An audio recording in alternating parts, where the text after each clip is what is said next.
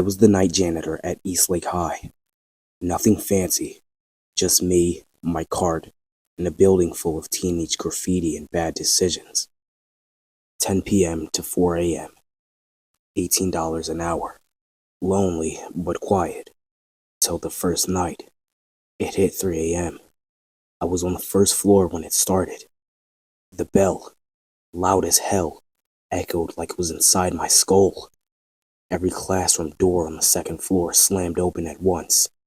And then came the chaos.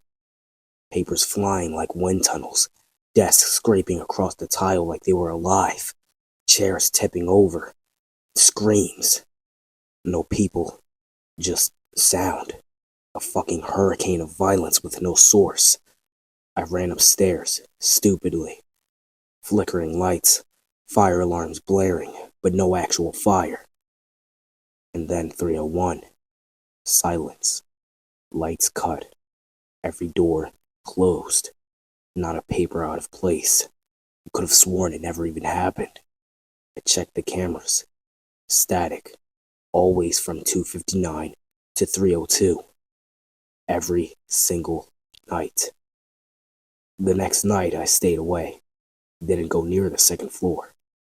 Didn't matter. 3 a.m. Bell rings. And this time, all the lights in the stairwell went red. The sound system crackled, and a voice whispered through the intercom. 1 minute left, Daniel. No one knew my name. No teachers, no students. The next night, same chaos. But now, there's names on the walls, written in Sharpie over and over again. My name. Spelled perfectly, covering the lockers, the floors, the ceiling tiles. By the fifth night, it got worse. Desks started slamming against the glass from the inside, like something was trapped in every classroom trying to get out. I begged the school to install new security cams. They said there was no record of a janitor ever working nights. I showed them pay stubs, clock-in times. They just looked at me like I was crazy. So I recorded it. I set up my phone in the hallway, and I hit record at 2:58 a.m. Stood by the door. Bell rang. This time, the doors didn't open. They just started banging from the inside, like something wanted out. Then silence. 3:01 hit. Except this time, the light stayed on. I turned around, and every door slowly opened at once. No wind, no chaos, just silence. And something stepped out. Not a student.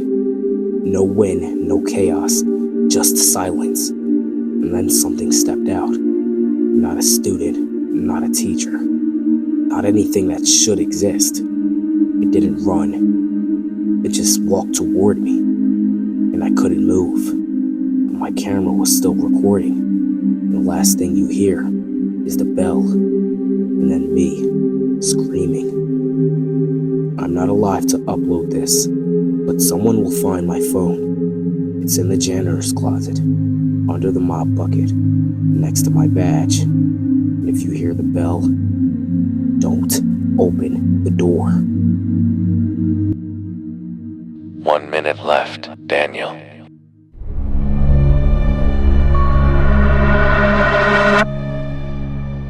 When I was 19, I volunteered at a memory care home for my psych class. It wasn't bad, quiet mostly.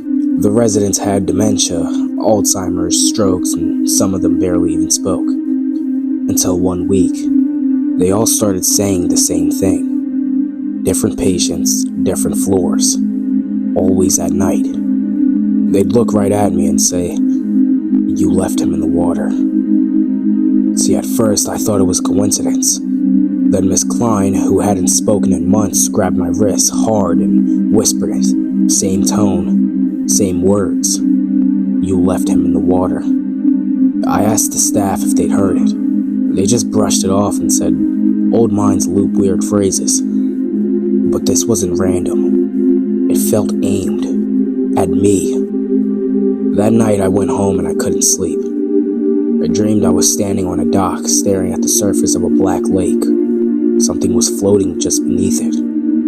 Eyes open. Next morning, I skipped class and went back early to check on Miss Klein. She was dead. No warning, no illness, just gone. The nurse said she'd passed peacefully in her sleep, but the orderly on duty pulled me aside and said her last words were, "He still screams. You just stop listening." I didn't go back for a week. When I finally did, one of the newer residents, Mr. Harrow, waved me over like he knew me. He was blind, couldn't see anything, but when I sat down, he said, "You were 9. Red swim trunks. You ran when he stopped moving. You left him in the water." I threw up in the parking lot. This terrified me down to the core. That summer, I was 9. Me and my little brother were playing by the pool. They found him an hour later and they said it was a tragic accident. No one ever questioned my story, but I've had to live with it ever since. And now, these strangers, they somehow knew? I dropped out a week later, but the dreams didn't stop. Now every night I hear the splash and a voice calling for help. Every time, I'm woken up feeling submerged underwater, and when I wake up, my pillow's always soaking wet. Help me, Brandon.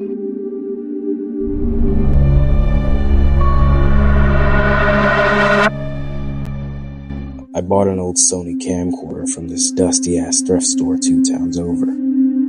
$15. Still worked. Battery was dead, but the guy threw in a charger. Only one folder and only one file. Today was April 23rd. I figured the date was just wrong. I hit play. It was my street, my house, someone filming from the sidewalk, slowly walking toward my front door. Then, black screen. I thought someone was messing with me, so I deleted it. Next night, new video. This time the camera was inside, in my hallway. It creeped past the bathroom into my room. There I was, sleeping, facing the wall. Whoever filmed got inches from my face and whispered something. Could have been my name. I grew curious. I hadn't told anybody what was happening. Not sure why. The next day, the 25th, another video uploaded itself. This one didn't start on the street. It started with me, tied up, mouth duct taped, shaking. I watched myself get dragged into a black van, kicking, screaming, begging, then cut to black. When the footage came back, I was lying on the ground, mouth open, eyes blank, dead. I threw the camera in the trash and didn't sleep that night. Then the 26th arrived. On my way to school, the same black van from the video pulled up in front of me. No plates, same busted bumper. I bolted, ran the opposite direction, but I hit something hard, like an invisible wall or barrier, like I'd reached the end of something not meant to be escaped. Same sidewalk, same lighting, same cracks in the concrete, exactly like the video. I turned around to scream, but the van door was already open, and inside was a second camera, already recording.